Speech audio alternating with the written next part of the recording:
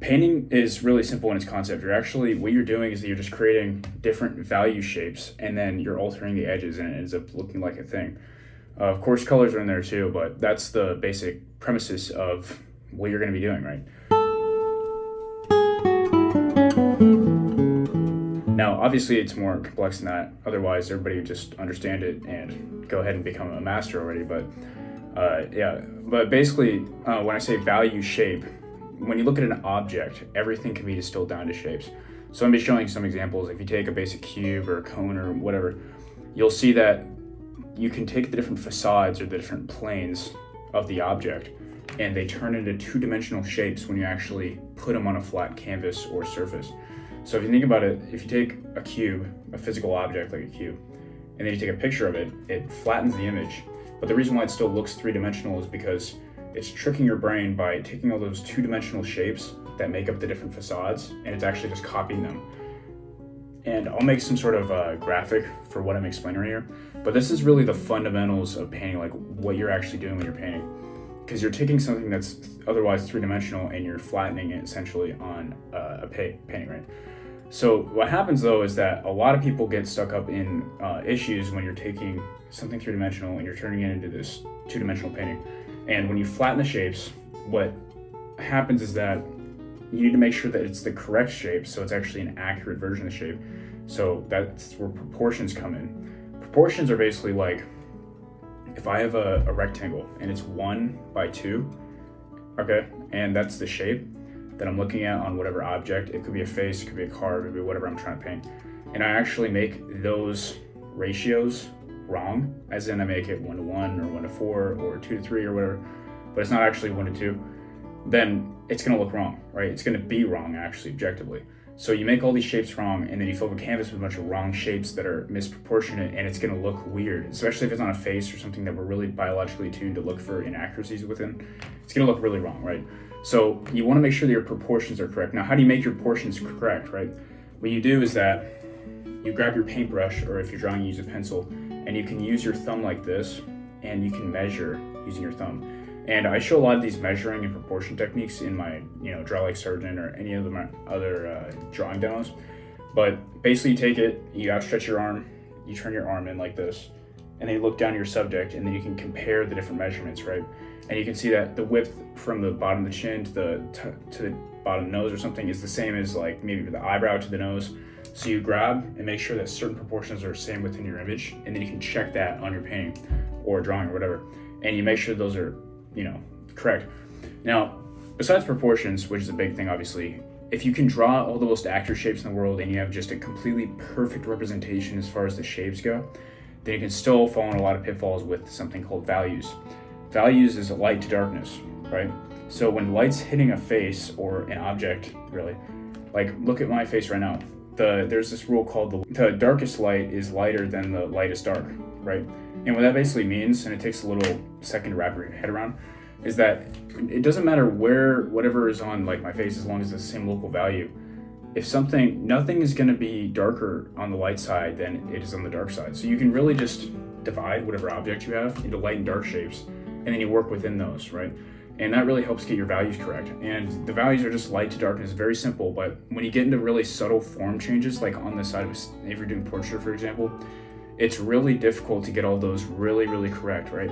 And I just did this recent portrait of one of my friends, and it was really hard to get all the values correct within the light side of the face, because there's all these really subtle differences. And if I just painted the entire side of the face one value, doesn't matter if I was differing the color, it would have looked wrong, right? So you also have this value thing. Now we've talked about values. Values take a really long time to master. It's just honestly just grinding and just trying to see if it's correct, and just working. Eventually you start attuning yourself to actually see what values are. And you can kind of pick something out of an image, and you can imagine what the value is isolated, which is really when you're mixing colors, or not really when you're drawing, but when you're mixing colors, like for painting, you need to know how to isolate a value from a given image. And once you can do that, it's easier to plop it right on your painting and be accurate about it. But besides that, we also have this thing called edges. Now, edges are the most, I would say, underappreciated part of painting, unfortunately, because they're extremely important. And edges basically are the edge between those shapes that I'm talking about. So you have all these value shapes, right? And then you have the edge on the outside of the shape. So if you have a square, or let's say like a triangle or something, and you can see that here's an edge right here, here's an edge right here on the bottom, right? And let's say like you fit an entire painting with a bunch of triangles. Okay, the difference, the softness to the hardness, which is the dichotomy there, between those two, that's really going to determine what the form is underneath, what the form looks like. So what do I mean by that? If you have something that's super planular, like a box or something, like this, see how it has these different planes? Light, dark, dark, light, dark, you know what I mean? But if you use something like a face, I keep using myself as an example, but if you use, say like a mouse or something, right? Do you see how it's softer? See how the edge, let's say between this, as it rolls over into darkness, is soft? So if you're actually painting, oil painting, you're gonna use your medium a little bit differently, or you're gonna kind of soften up the edge with, you can use your finger.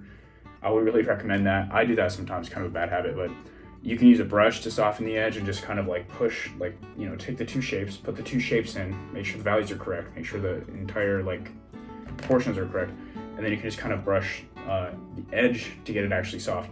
And a lot of famous master artists did this. So like look at Philip Laszlo, look at Frank Frazetta, look at Sargent, whatever. Even super realist artists like Sargent did this, right? And even though it's abstract and he's known for not blending, quote unquote, a lot of his forms are super, super blended, especially almost always on the body. So if you look like an arm, it's always soft. The edges are always soft. It's not just blocky shapes of paint. It's a big thing that people get wrong. It's not blocky shapes of paint. They actually soften up the edge because everything on a human body is really not going to be very planular unless you're looking at some like a guy with really chiseled face or something. And then it'll look a little more planular, but it's still organic, so it's still a little bit of a soft edge. Don't make anything really, really harsh. And that goes into kind of the design side, and I'm going to make a design 101 kind of video, and it's going to describe, you know, not really how to paint something realistically, but when you're painting something realistically, what are the pitfalls and how can you actually change it or make certain decisions based on principles that will make your painting look better in the end. That's design basically, but we're going to go over that later. Maybe I'll have it out by the time you watch this, but that's a really important thing too. But anyway, so we've gotten values, shapes, and edges. Edges are really important, okay? Another thing, like with hair, for example, the hairline is always going to be soft. Doesn't matter in your photo if it looks harsh or not. The photos make everything look really hard. A lot of things are very soft in reality, right? So like the hair, you can see even the hair and the edge, like between me and the background of the light, it's soft right here. See how it's soft? Because hair actually is a texture to it, where there's all these little clumps and stuff. And it softens up the edge between the hair and the background. Or like, if you can see people's hairline, the line between this and the actual face, it will be soft. So I'll show that on the portrait that I did as well. You soften up the edge a lot. Sargent did this a lot too. You soften up the edge, right? Now, you can also soften up an edge, as far as edges are concerned, by actually blocking in different sort of little tiles. Now, that's something that Morgan Weisling does, and this is a different kind of technique. So instead of taking a brush or just taking a lot of different like strokes of paint and continuing to go lighter and lighter and transition that value with a ton of little shapes, and then eventually they kind of blend together because you're using a lot of medium. What Morgan Weisling does is he kind of just like basically plots on these tiny little squares, and the squares give this transition of tone. Because when you're blending, like when people talk about blending, you're pushing the edge, right? You're like making it softer.